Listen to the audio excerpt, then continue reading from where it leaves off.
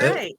Looks like we are live. Oh, awesome. Well, hello, beautiful people. Thank you Hello, everybody. for being patient. We had a little technical difficulties, but I think we're figuring it out. Hopefully, nothing like. Hopefully, hey, it's part of the experience, right? Mm-hmm. Yes, it is. Definitely yes, it is. Part of the experience. Tonight's episode, we're welcoming one of my favorite people. I love him so much. Is Jason Trost. Jason is co-founder of Cryptovania, which is really big around here. He's well known. Everyone loves Jason and Tommy, his partner. Jason's also a video producer, data wrangler, and digital adventurer. He has a keen interest in quantum Bigfoot, interdimensional visitors, as well as AI technology. And Jason happens to be married to one of my favorite people. One of my favorites too. Yeah, I'm sure. Well, that's good. I've known Laura since high school, so her and I have been friends for a very long time. And, I was wondering how you guys met, so you just answered that question. Yeah, through Laura. Yeah. Pretty much. And then I got and then interested in Jason's his Cryptovania, and then he used to have a show himself called He Said She Said, Mm-hmm.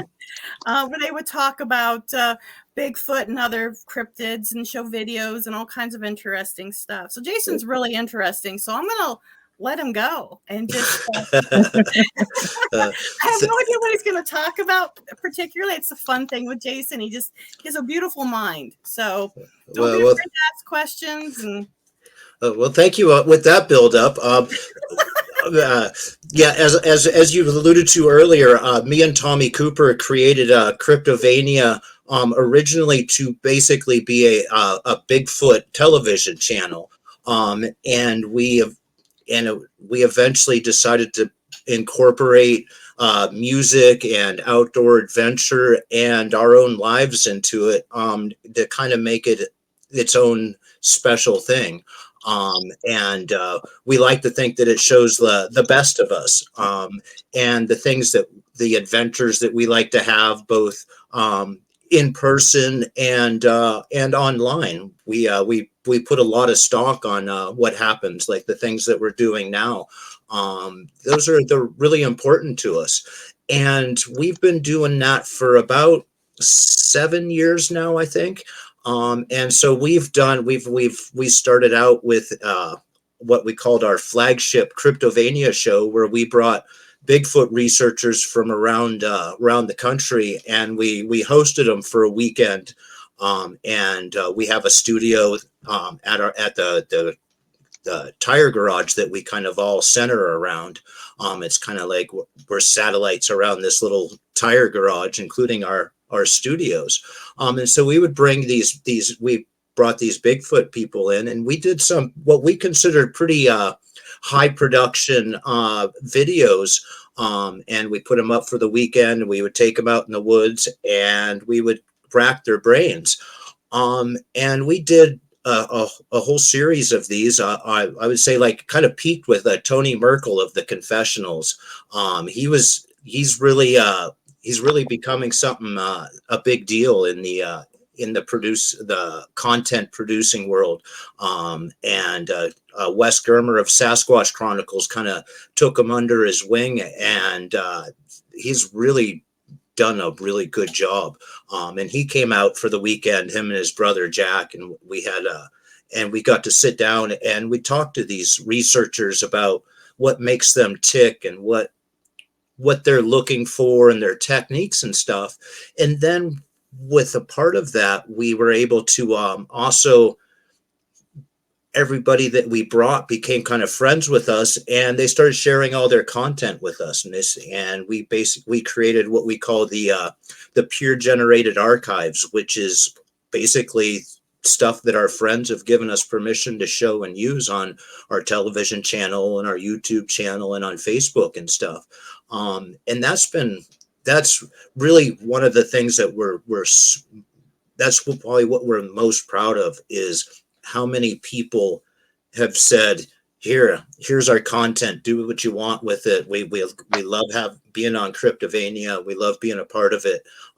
And that's really, that's the peak of it for us, and then along the way we've done some podcasts. We do the He Said She Said regularly, where Tommy Cooper, my buddy, does host with Stephanie Langer. She is a researcher out in Minnesota, and they both will try to get out in the woods, and sometimes they're indoors, but they predominantly are out in the woods, at least one of them for each of those podcasts. And that's a really big deal to us. That's been going on for a couple of years. It started out as a radio show, and then we've got a couple other things where we've got first person encounters that are retold by my buddy Tommy Cooper, and we call those the Cooper Chronicles. I know that.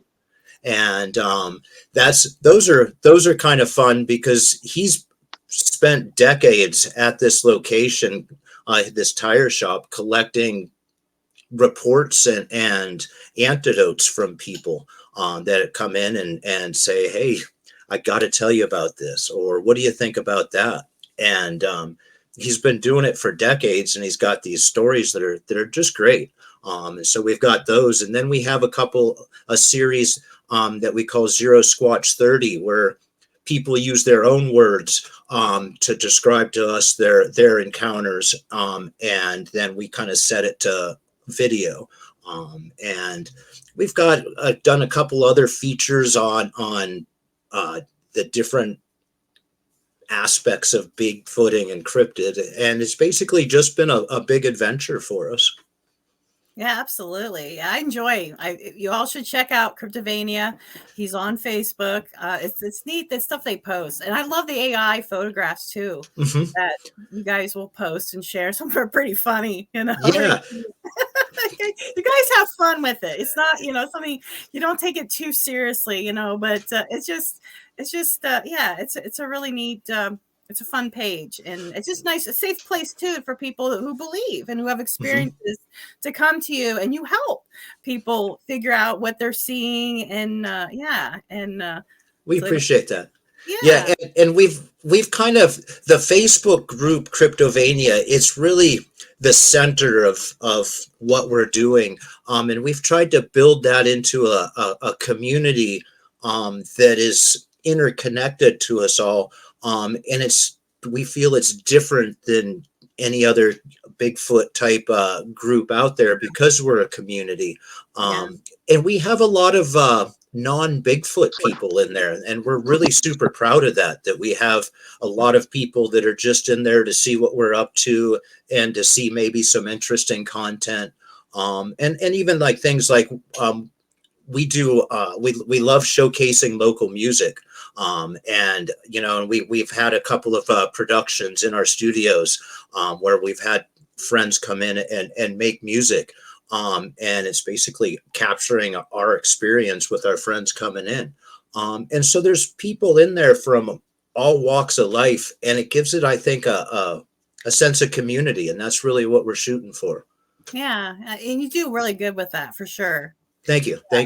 And we treat it like it's a job. For sure, yeah. I'm in there a lot. So's Tommy Cooper. And we even do things where we have like a burner account to make sure that nobody's able to like block the admins and put stuff in there that we can't see. So we really, even those kind of things, like the adventures of trying to manage a Facebook group, and especially when you have disagreements, or especially if somebody posts pictures that maybe somebody doesn't really buy into. I think that we have one of the best places for that, where if people don't really want to take part in it, they'll just let it go, instead of attacking it or turning it into a negative, Right. And because that's one of the things about the Bigfoot world that we wanted to offer an alternative to, is there can be some, you get people that are really into being the expert, and you're talking Bigfoot, kind of like when you're talking metaphysical stuff, we don't what's an expert? you know Right. True. Right. Yeah. It's based on experience. That's what I always tell people when I'm like, they ask me stuff. I'm like, I'm no expert. I'm just talking from experience, my experience. For sure. Yeah. Yes, yeah, and like you mentioned the AI stuff, that's really kind of a fun thing for us to explore. And we're not really like asking AI, does Bigfoot exist, and this, Right. Right. but what we're doing is asking it for maybe what it thinks Bigfoot might look like, and then adding our own prompts and basically having fun with it. Right. Um, and it helps it gives you a fun way to learn a new technology. Let's go figure out if we can make some cool pictures of Bigfoot or Goatman or something like that. Those are Right. my favorites. You get into the Yeah. awkward cryptids, and can we, maybe AI can make it look good. Right. And then even for some of our video productions, we've kind of explored a little bit with the AI, because you can do things with voices and voiceovers and stuff like that. Right. To us, it's kind of a part of the whole. Over the last 20 years or so, technology has really made it possible for us to do things like podcasts and make videos without having to go to get special schooling and spend thousands of dollars on equipment and stuff. Right. 15 years ago, if you wanted to have a podcast, you had to spend a little bit of money and get some training, basically. And now all it takes is the gumption to learn, and you can get it figured out. Obviously, we still have tech difficulties. Right? I know, like today. Poor Karen. I'm struggling over here, guys. I'm sorry. I That's don't know right. what's going on, but I'm struggling. But that, and that's one of the fun things. And it's frustrating at times too, because we're trying to learn these things, and you Right. feel a lot of times you're entering uncomfortable realms that maybe you wouldn't if it wasn't for Bigfoot or metaphysical. And I wouldn't do it for tires, but Right. Bigfoot and music stuff, Right. that's pretty fun. Right. And that's kind of one of the things about Bigfoot that we've observed is it's kind of taken a whole group of people and introduce them to things that are maybe outside their comfort zones. Once you start to look into Bigfoot and you accept that there's something out there, and you start getting into the what is it, you start going down some rabbit holes that maybe you really weren't ready to go into before. Right. And so a lot of us have followed Bigfoot into like the metaphysical realm, because one of the things that, like when I first started with Bigfoot, most Bigfooters would dismiss anything that would talk about interdimensionality and things like that. They would kind of dismiss it as woo, as like magical and stuff, and maybe show a little disdain.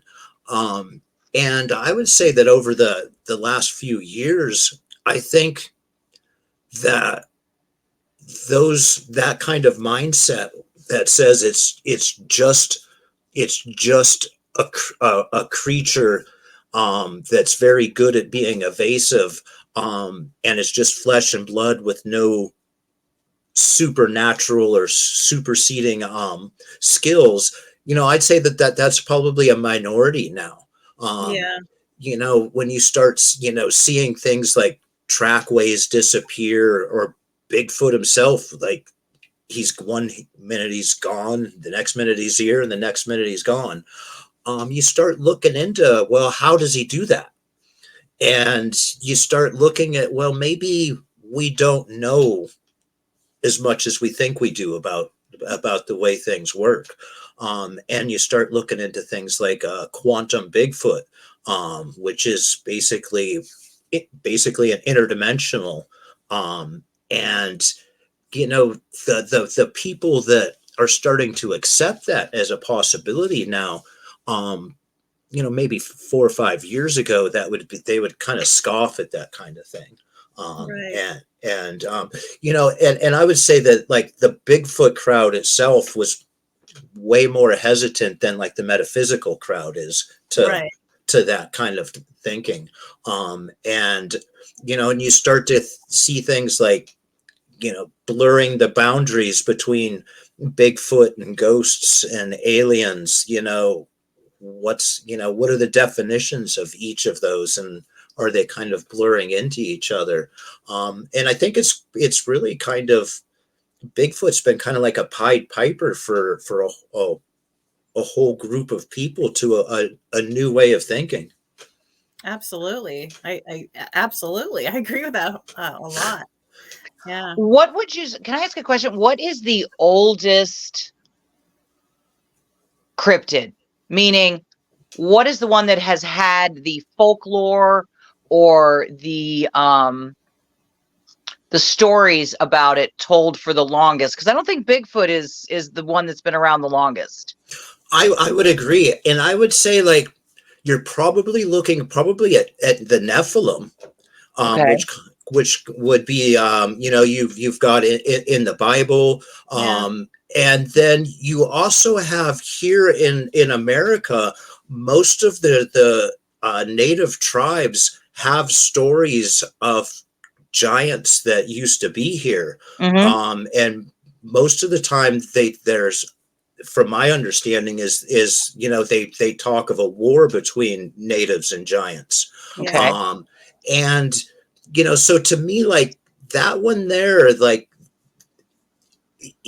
maybe the Nephilims and the mound builders, to me kind of would be like your oldest, your ancient historical mention of like cryptids and stuff. But then you start to look into like Dogman, and you kind of wonder if Dogman is very similar to things that you see around Egyptian tombs and stuff like that. Oh yeah. And we have here in Northwest PA, in our area, we have lots of mounds still here, including one that's a half mile from our Cryptovania HQ. And so you kind of wonder if maybe those mound builders and the Nephilim, those giants, maybe that would be what I would call the most ancient of cryptids. But you don't know about like what is in historical stuff compared to like North America. Right. Maybe Dogman is like a North American version of some of the guardians around the tombs of the pyramids. See, I did not know those were considered cryptids. Can you give me an explanation of what that word means? Because I, kind of being an American, I equated cryptid with, Bigfoot, Mothman, the Slender Man or Tall Man or whatever they call him, stuff like that. But what exactly does the term mean? For me, I don't know the exact definition, but for me, it would be any like animal or creature that is outside the proven realms of our accepted sciences. To me, so like, things like giants and stuff from Europe, to me, they would be in that definition. Maybe like I would consider the people, the people with the elongated skulls down in Paracas, Peru. They're kind of a smaller, slighter people, and to me, they're you start to blur between like peoples and lost tribes. That's, you really wouldn't call them cryptid, but it kind of seems like things that maybe the knowledge of has been lost, at least for me and my research, and that's kind of what I would say. Okay. Yeah. And so for me, I kind of come from a more metaphysical. I was as a teen, I was around Native American churches in Southern California. And I got that's kind of more of a background for me than the Bigfoot was. And so from the very beginning, I always kind of felt like maybe Bigfoot was like a sprite, in a way, especially the way he seems to show himself to some, but not to others. Right. So for me, where do cryptids start and where do legends and lost tribes and stuff? It's kind of all lost knowledge to me. Okay, because I Googled it and it said a cryptid is an animal whose existence or survival is disputed or unsubstantiated, such as the Yeti. Okay, yeah, Why yeah. Yeti gets more love than Bigfoot, I don't know, in Google. But Mhm. so they're classifying as an animal, but you're classifying it as a being. Yes, that would Any be for being. me. Okay. Yes. Yeah. And I would say that, like with a lot of things, we have a tendency to loosen things up. So we would Oh yeah. definitely loosen those definitions for us.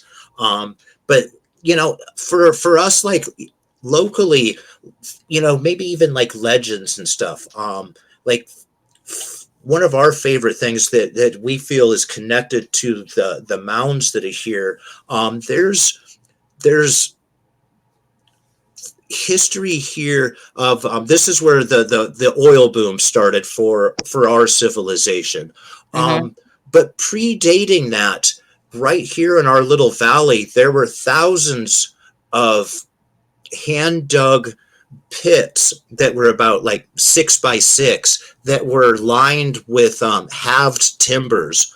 And the theory is that they were here to collect oil. And the most common um, explanation for these pits was that the natives, the Seneca, did these made these in order to get oil for their hair. But the Seneca, they're like, we don't have any stories of that. They kind of felt like the pits predated them. Um, and they made some use of the pits that were already here. And it's really hard you can't carbon date them because they're soaked in petroleum. The wood Okay. is, and you can still find remnants of those within Oil Creek Park. You can still find remnants Yes. of the pits and the wood lining, Mm-hmm. where it's halved timbers. And there's historical evidence from the turn from 1910 and such that there were at least 2 or 3 thousand of those pits here in this valley. That's a heck of an endeavor for people, say 500 years ago. Oh yeah. The things, just having some timbers, splitting them lengthwise so you can line these pits and collect oil. That's a heck of an endeavor. And especially like the vein, it's kind of a vain explanation to say they just did it to have some oil for their hair. Yeah. you know and so we've kind of made the connections between those pits and the mound builders that used to be here, and we kind of wonder if maybe that wasn't the first actual oil boom. Was the mound builders, aka giants, creating these pits and collecting oil. And like it's kind of that's kind of one of our missions locally, is finding those clues. But that's our running theory.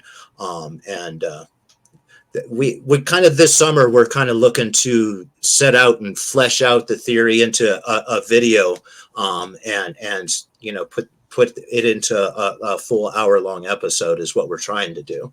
That'd be awesome. Hey, Yeah. it'd be really cool when Karen comes down. We hook up with you, Jason. You could show us and talk about stuff. And because I've taken Karen to Miller Farm because I've experienced a lot of stuff in Miller Farm. That was interesting. So, press Karen. That was so. That's where I found. Together. And that's where I have found these pits with the wood lining, is right in Miller Farm. Yeah. I think that's a hub for paranormal stuff. I truly believe that it is. It's the heart. I love that little cemetery that's up above there. Oh yeah, yeah. We had an experience there with a few ghosts that wouldn't. Yeah, we had a very interesting experience with a ghost there. He was like trying to leave. It seems they have a very strong interest in my daughter. Whenever we go anywhere, they're very attracted to her, and they try to get through me first, and it just doesn't work. So, That's yeah. interesting. We also experienced. We heard a very loud bellow that Oh, echoed. And Karen asked me, she goes, "Was that a moose?" I'm like, "We don't have moose here." Mhm. and at that point, I looked at her. I said, "I think we need to leave. Yeah. I'm ready to go." Dark. Yeah, it was weird. It was really weird. It was. It was. It sounded like Bigfoot. I mean, I've heard the tapes, the sounds, and it definitely sounded like a Bigfoot Was it calling. kind of like a long wail type thing? Very long wail. Yeah, it's real loud. Very, very loud. Very loud. And it just echoed because we're on You know, a there- cemetery, and it's like everything's at the bottom. It's definitely was down below, but you can just hear it echo right through. There used to be a lot of talk of old red eyes down at Miller Farm, which was basically a white Bigfoot with red eyes. That I've heard of him. Yeah, I've never seen it, but I have heard of that and story. like my buddy Tommy, I didn't grow up here, but he did, and he remembers his mom, telling him, you got to be back at such and such, and you don't want to be running around there at night because old red eyes will get you. And it was kind of used as like the boogeyman. And that's kind of one of the things that we've kind of like to wonder about too, like how many of those boogeymans and stuff were actually like based on real life things.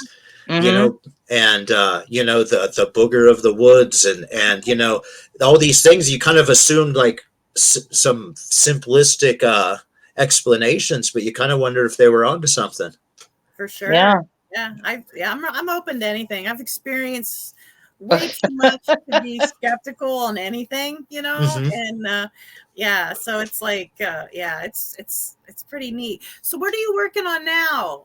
What cryptid are you? Is it Goatman? I've been seeing a lot of Goatman stuff. Yes, that's been kind of one of the things that we've been very enthusiastic about. We kind of been wanting to dive into the what we call the awkward cryptids. Dogman and Goatman, Sheep Squatch, the Dog Boy of Shenango Valley. Yeah, that's an Appalachian one. Yes, yeah. And so not far from here, a little north of us, going up towards Erie, is the little town of Waterford. And they had a covered bridge there it's known locally to have several encounters with some goat-like creature there. And so that was kind of something that let's dive into that. And a couple of weeks ago, we went to go do a live podcast from there, and with on He Said, She Said, and Stephanie and her crew were out in the woods in Minnesota, and Tommy went to join the podcast from the bridge, only to find that the bridge was now gone, and had been completely removed. And it's just a dead end now. And that was kind of an interesting speculation there. I'd say somebody moved it on purpose. Yeah, and we knew it. You couldn't drive through it for a long time. It was just kind of closed off and used as a walking bridge. But so now, we started looking into like YouTube and stuff and trying to find footage and video from the bridge, because it's gone now. And we have found some, which is it's kind of cool. You can save that for posterity, because pretty soon that bridge is going to be nothing but a memory. Right. But yeah. And that Goatman one, it's kind of an interesting one. It kind of seems like it usually has kind of a randy reputation. Like a lot of the people or the legends of encounters have to do with like teenagers maybe being out doing what they ought not be doing. And they get accosted by the goat man, and it makes people maybe less willing to come forward because they don't want to. Well, what were you doing there at Right. midnight? Yeah. And who were you with? And well. How about them Steelers? Yeah. You know, They're not in the Super Bowl this year. no, Sorry. no. But then again, neither are the Browns. So, Right. Yeah, that Brown Super Bowl ring is like a cryptid, man. Ain't never going to see it. Yes. I don't think it really exists. No, I don't think so. Yeah. I don't think it does. And so for us, that goat man has kind of captured our imagination, and one of our things we're going to try and do. We've made arrangements to do a second season of our Cryptovania show, and where on the first one we focused on individuals. We're now going to focus this season on the stories that we have here locally. And that'll be one of them there. That one, and the Shenango Dog Boy is another one, down a little south of here. And those are kind of things we kind of enjoy those. Yeah. As well as the mound builders and maybe collecting oil. Yeah. Exactly. Yeah. And did you also know there is a cherry tree Bigfoot? No. Really? Yeah. Yes. My husband and I, we saw something. My husband's a skeptic. You can ask Karen. He's hilarious. He doesn't believe in Bigfoot. We've had 2 encounters that were very weird, but he won't admit it was Bigfoot. Now, go ahead. Okay. We were on, I think it's Cherry Tree Road going on 417. It kind of goes off to the left. And there's a big cornfield there on the right. And as we're going down the road, we could see this tall being. I mean, you could see his head on top of the corn. That corn was, it's way high. It was summertime. And we could see it walking through the field. You could see its head above the corn. And we're both looking, and we're moving, we're going, slowly, but we're just, and it's about ready to come out of the field and see what it is. And my husband steps on the metal and got the hell out of there. I'm not sure why I did that. We should have stopped. And he goes, I know, what's the matter with him? Now that area there does have a lot of activity that we know of. That cherry tree area. We caught a video on Lamy Ridge, which isn't very far from you. No, it's not. Yeah, that's not. Yeah. It's maybe 2 miles from you, like as a crow flies. We were making a Cryptovania episode, and we brought our friends from Coshocton, Ohio, over, and we were unloading, and it was like, I don't know, it was like 10 or 11 at night. And we had permission to explore up there. We took our crew there, and there's probably 7 of us, because we commandeered our buddy's van. And right away, Tommy Cooper had a night vision, and he was kind of scanning, and he ended up catching something that kind of peeks around a tree. Oh. Yeah. And he starts to kind of shake and stuff. It's kind of cool, because he's like, I got him right there. And we call that the Lamy Ridge Peaker. And it's a pretty good video, and it's not very far at all from you. No, absolutely not. Yeah. Well, I think what Katrina said, I would love to set up a time when I come down and we can go out and explore a little bit with you, and maybe, because we were talking about starting our own little amateur ghost hunt show, and visiting haunted places. But hey, we can do both. I'm down. I'm always down for a bad idea and an adventure. And I love that Miller Farm, Drake Well area too. Me too. The only downfall of it for us for doing things, it's near impossible to go live there. It's a dead zone for signal. It is a dead zone. Yep. It is horrible. It is horrible. But it's normal. Yep. Oh, and it sucks batteries bad. You better take extra batteries when you go there. We had the same issue.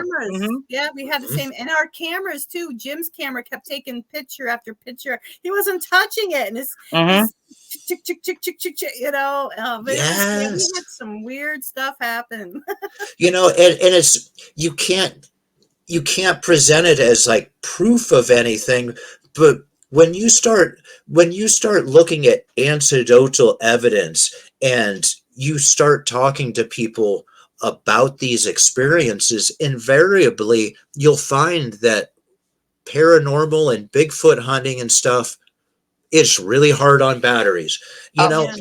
And people will go and they'll do their things away from Bigfoot and metaphysical stuff, and they'll and never have technical issues, never have problems.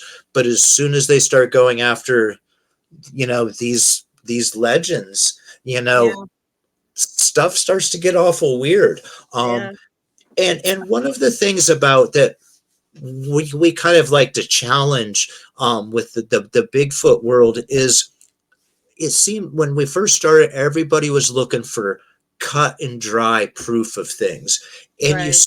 you dismiss things like stories between you and I. And if I tell you a story about my Bigfoot encounter, if I don't have video, if I don't have a picture, if I don't have Right. audio, it doesn't make it any less true. right. Right. And the insistence on slam dunk evidence, I think, then makes you start to turn away from things like anecdotal evidence. What are the similarities that people tell in stories? Just like, the batteries. that's 100%. If you talk to anybody in paranormal and metaphysical, they're going to say my batteries wear out, and that's not proof of anything, but it is, but it does exist, Oh, Absolutely. yeah. Yeah. And sometimes I know that the one thing they talk about with, especially Bigfoot, is that there's something about him that maybe being an interdimensional being that messes up cameras. That's why we can't get pictures.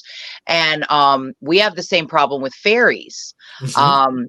We were filming an episode of the show at Katrina's place on the other side, and we were in her witch shed, and we all actually saw a fairy, like a little shadow, like Run yay right big, across. run across the shelf as I'm holding the camera right on it.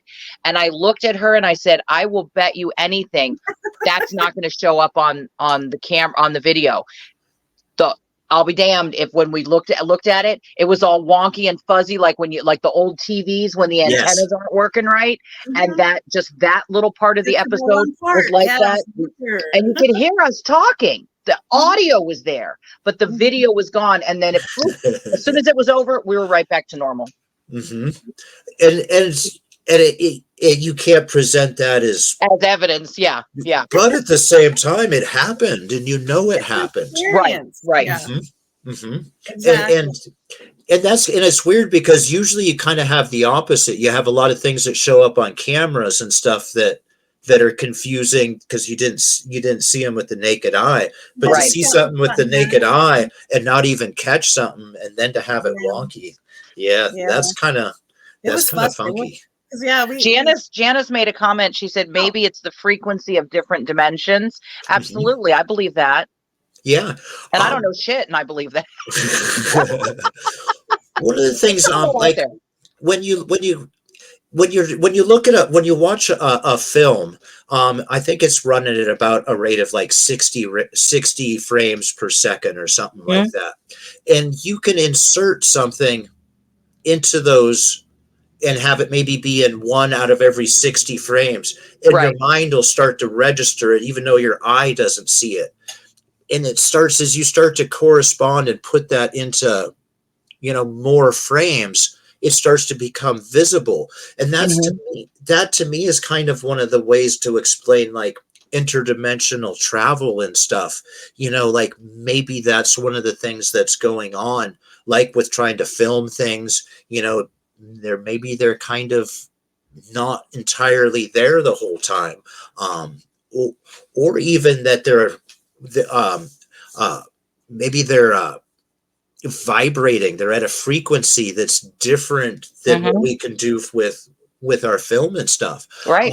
For instance, if you search, you can find video from like uh, doorbell videos and stuff where there's a bird flying in front of a camera and its wings aren't flapping, and it's just kind of like weird, and it's effect because its wings are actually flapping at exactly the same rate per second that your film is filming, and so it comes out looking kind of and so you see the video and you can't see the wings in motion, but they were in motion.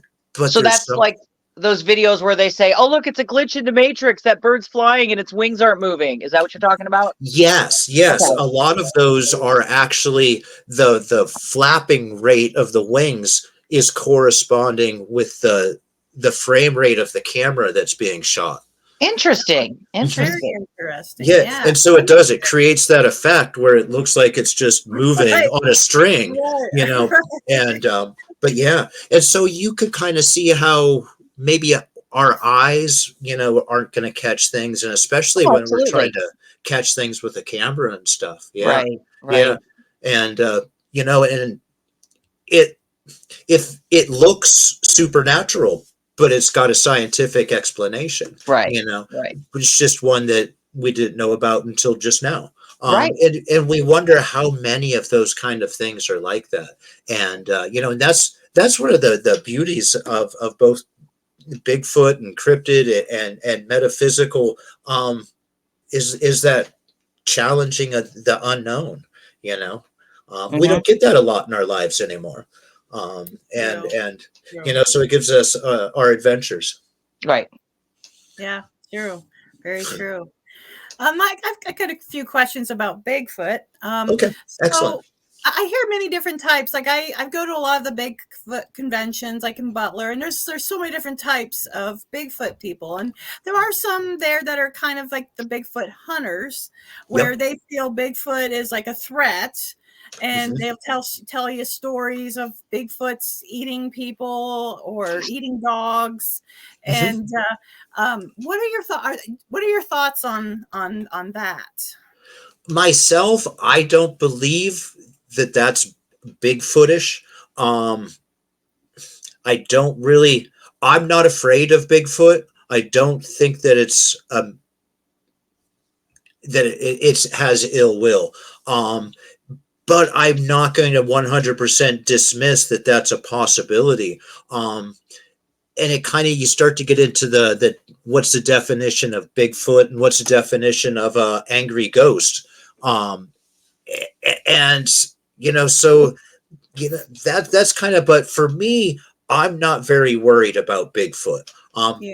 But there are a lot of people that maybe, attribute a lot of the missing persons and stuff to Bigfoot as a possibility, especially in very remote areas.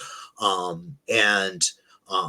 for me, I'm not really afraid of Bigfoot, and it's not because I'm a big bad dude. It's just I don't really think that that's, you know, right. That's right. Yeah. Now maybe some of the people that you might encounter and stuff, or you know, things like that. But for me, I find it hard to believe. And again, because my own beliefs about Bigfoot tend to be more like interdimensional, and things like that. Yeah. So for me, like, that's how I feel. I feel he's an earth guardian, you know, kind of like the fairies, you know, and that's he's interdimensional. That's why he disappears. And that's what I feel those too. When you see those broken branches, and it's definitely Bigfoot signs. And I feel that they're pointing towards portals, possibly. Yeah, possibly like a roadmap type thing. Yeah. Yeah. And those are, we love the wood structure, and those things are really fun to go into. They are.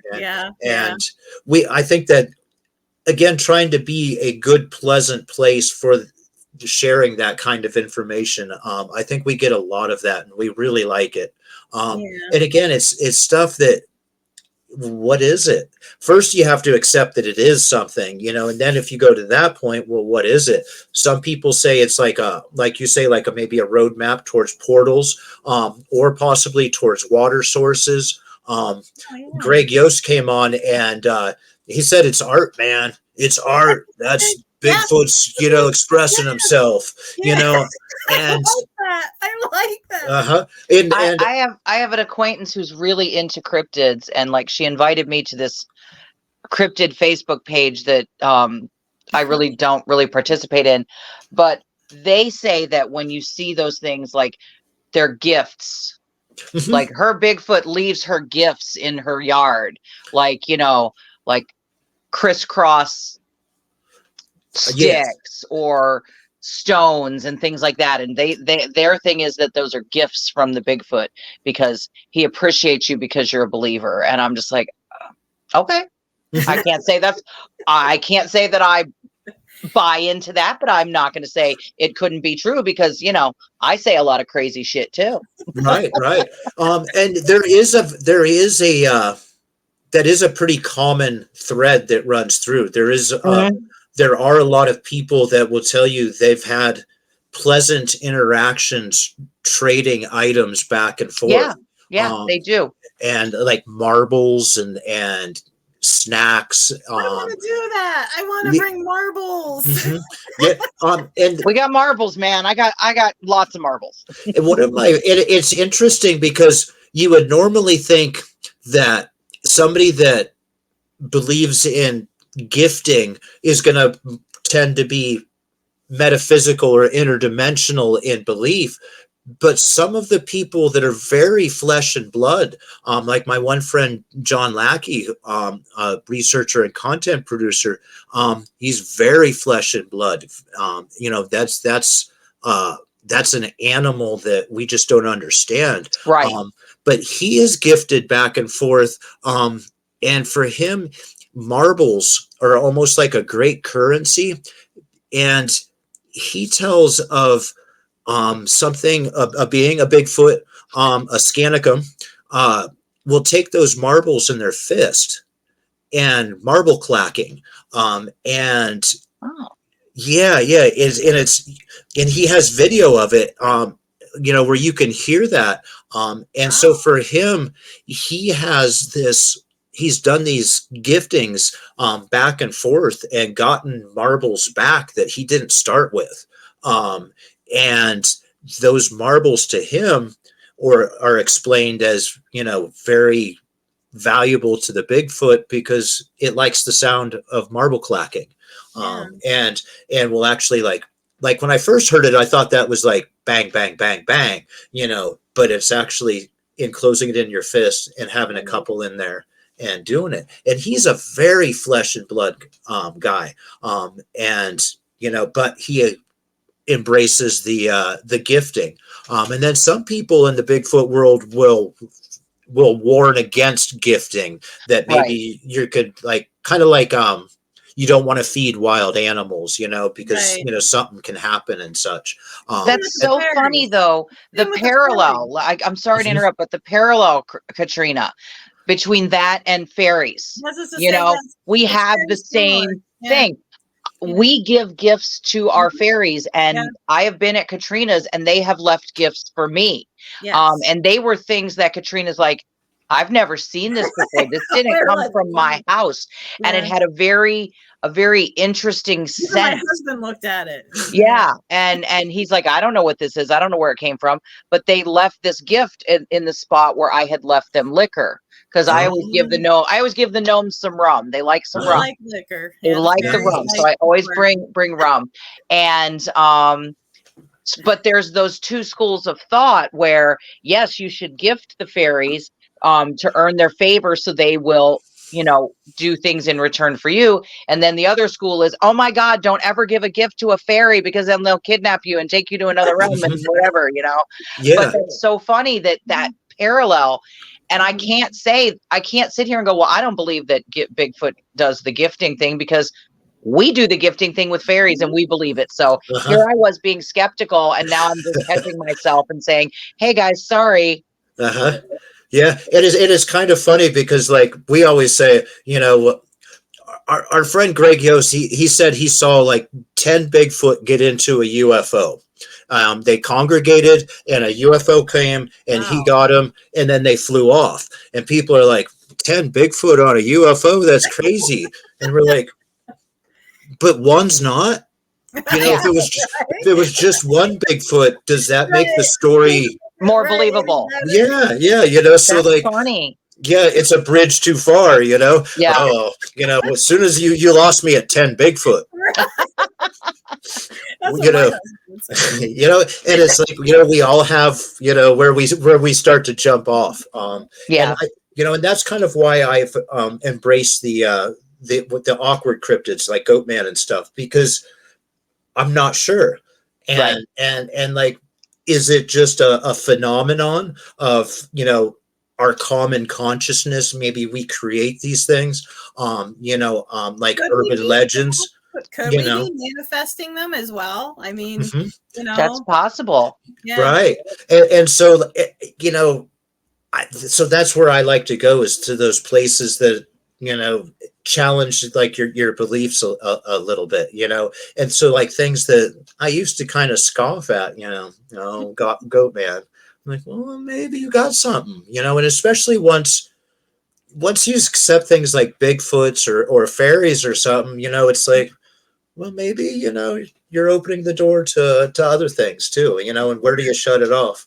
Yeah, that's Exactly. You know, it started with, you know, the belief in the metaphysical, and then the belief in spirits, and then the belief in demons, and the belief in angels, and the belief in fairies. And it's like, yeah, where do you cut it off? Mm-hmm. And I have to catch myself, because as a human being, I have faults, Mm-hmm. and I have caught myself scoffing at other people's belief, and then stopped myself and said, wow. I mean, Uh-huh. I have like the least right to scoff at anyone's belief, because I have such strong beliefs about my experiences. Mm-hmm. So I try to be like super open-minded. Um, and I didn't realize I had already joined your page. I don't know when, but I just went to join it, and I'm like, oh, I'm already a member. Okay. But I did try and join it as Purple Moon Sanctuary. So there's my dual identities. Excellent. But yeah, I'm excited, and I want to share it on my page, and being a Mm-hmm. member, hopefully I can share, at least, you know, and send people over there, and try and get some more minds open, because that's Mm-hmm. the biggest thing, is we need to open our minds.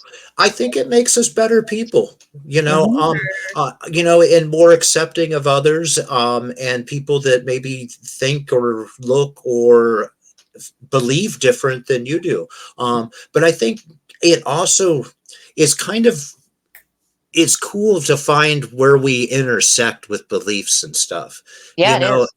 And you start to find commonalities, you know. And you might be, oh, them dang Bigfoots, but you know, I did see this one time. And it's I think it's a good, it's, you get a lot of good life lessons in it. Yeah. Absolutely. And I think the more open you are, the more you're going to see Mm-hmm. Oh, for and sure. experience. Absolutely. Yeah. Absolutely. Yes. Absolutely. And And it's smarter. I think it really raises your intellectual. It makes you smarter. mhm, I agree. Yeah. And it Stuff gives you is really something cool. to research and look into. It gives you rabbit holes to go down, because I'm that Yes. person. Yeah. I Yep. am, oh my God, I will go down the rabbit hole until someone like throws me a lifeline and pulls me out. Uh-huh. Once I start researching, it's ridiculous. So Hmm. I love a good rabbit hole. And you know, when we were very young and coming like out of high school and stuff, you know, before the internet age, it was researching things was much harder to do than it is now. Oh Um, yeah. it's so awesome to be able to just look up things, you know. And we have such a wealth of knowledge, you know, right at our fingertips, and it's really fun to use. And you know, right, not only can you go research things, but then you could then create, you know, like our podcasts and stuff. And it's really awesome what's available to us, and it's really fun. But we can also go to other Facebook groups, like, and meet like-minded people, which is how Katrina and I met, you know, Mhm. Yeah. and how I've met so many of the important people in my life. Yeah. And it's funny, because I hear young people Now they say, oh, Facebook's dead. Facebook's for old people. You know what? You go to Twitter, you go to Instagram, you go to Snapchat, whatever the hell you want, because I want to do with that stuff. Facebook for me has become such a wealth of information, a community of I can find communities of like-minded people. I can bring together like-minded people. I have friends from all over the world now that I would never have had the opportunity to meet had I not had the internet. So yeah, technology is amazing when it works. When it works. We've been able to go live with our friends over in Ireland when they go out Bigfooting. That would be fun. Yes, so we have a couple of friends, and they'll go Bigfooting in Ireland, and it's really cool because at nighttime there at about like 8 or 9 in the evening, it's about 1 or 2 in the afternoon for us, and so we'll put them on our television, and he does this Bigfoot call. This Chris Dawson does this Irish guy, and he does this loud Bigfoot call, and it echoes across our garage and stuff. And it's awesome because he'll even like invite us to come on, and we'll come on screen. And one time they were out there in these bogs that are, he's exploring, and my buddy Tommy Cooper was on screen with them, and they had a UFO encounter. They had some kind of strange lights and stuff that was kind of off in the bog. And it lasted, I think, about close to 2 minutes that they had this flashing light. Maybe it was a drone of some sort, but it was kind of also in trees, and like you wouldn't want to lose your drone in that bog in Ireland, because there's like these little trails that go through it. I think they were old like railroad grades going through, and he walks those. But he would regularly go live in Cryptovania while he's nighttime squatching in Ireland, and it's awesome because we're in this little tire shop in Northwest Pennsylvania, and we've got our buddy, on television there, because we'll put the YouTube on and or our television channel, and there he is right there in Ireland, and inviting us on screen, and we get to. That's awesome. That's Irish Bigfoot. Definitely want to see that next time. If you do it again, definitely give us a heads up, because I definitely want to catch that. And it's and it's just because of Facebook, Oh yeah. And that's really awesome. And then even like in our lives, like try to have a garage sale. You're going to put something on Facebook. If you have a family reunion or something, your chances are you're going to create an event, invite people over. And it is kind of a big part of our lives. And matter of fact, well, I hate to. I'm going to have to bail on you guys. Okay. We are over. It's already 8:15. I know we started late, and I would love to have Jason on again. If you guys want to stay on, that's fine. I do have to go. I got to pack. I'm leaving at 6 a.m. Oh yeah, you're leaving. So I got stuff I got to do. But I think we're down to a very low number of people at this point. We have 6 people on now. But I would love to try it again when we hopefully don't have technical difficulties, and we can get it on all the pages and get a bigger audience. We'll definitely have Jason back. Maybe we'll just have a regular person. We'll just sit here and just I don't mind that at all. And we can, go back and forth and beam it into Cryptovania too. I enjoy doing that. And what we can also do is when we post it ahead of time in the event and on the pages, let people make comments and see what cryptids they want you to talk about. That would be great. And I can do that. The destinations, like we have a Cryptovania TV page that is actually public that I can share, that I can put videos on and share. We can definitely make it so that we can have some reach. Is that your dog? Yeah, it's Loki. He says hello. He sees Bigfoot. Hello. Hello, Bigfoot. It's the cherry tree Bigfoot. And that cherry tree area, I'm going to have to talk to Tommy. I think he has a couple of reports from over there, actually. Yeah, Um, absolutely. and We can yeah, have to show you guys. You guys will come out and we'll have to go and I'll show you. And maybe, I bet there's all kinds of stuff in that area. You could probably find that would, because I wish, I wish he would have stopped because I was definitely ready to see what that was. uh-huh. I wish we would have went back and but I think a little bit of fear. I think. Oh yeah. Yeah. Mhm. Listen, I Yep. was all for it. I'm not afraid, but every time we go by, we go on that road. We're looking. We're looking to see if we see Uh-huh. that again. I'll send you the Lamy Ridge Peaker there too. That Yes. was yes. Yeah, because that was really interesting, and it was right as we got out, like right as we got out of the vehicle, and we were still bouncing around and getting our stuff, and when it's dark and you're trying to find all your stuff, yeah, and there it right was, and Yeah. yeah, like waiting for us, They're waiting. Yep. yes, and that's kind of the impression that we got was that they were waiting for us. Yeah, for sure. Absolutely. Or they're probably just sitting there, probably getting high, or whatever they do. Like, where are these people going?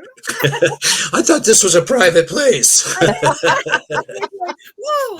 This is private property. You're trespassing. What are you doing on the ridge this time of night? What are you doing on the ridge this time of night? Exactly. They're probably hoping you guys brought something. Well, on that note. Yes, on that note. Yeah, we'll go ahead. We'll just stand, and then we'll have them back when Karen comes back. Yeah, in a couple weeks, we'll definitely, if you can accommodate us, I would love to hear more stories. Yes, and in the meantime too, when you come out to, I would definitely like to join you when you come out here. Absolutely. We'll get something scheduled because my life is crazy, and if we don't plan it, it don't happen. Yeah, I understand. She comes here quite a, she tries to come here quite a bit, so she'll be back, and we'll definitely, it'll be fun. Yeah, I have a lottery ticket. I have to come soon because I have a lottery ticket to cash in. Oh, you got a lottery ticket to cash in? I got a lottery ticket to cash in, so I got to get there pretty soon. How long are those good for? Shelly said 90 days. I thought they were good for 6 months. Well, 90 days seems kind of short. I know. I thought they were good for 6 months. A year. I thought it was a year, but I don't know. They should be good forever. I know, really. It's like, turn it in now. Okay, I'm coming. Maybe they are. I don't know.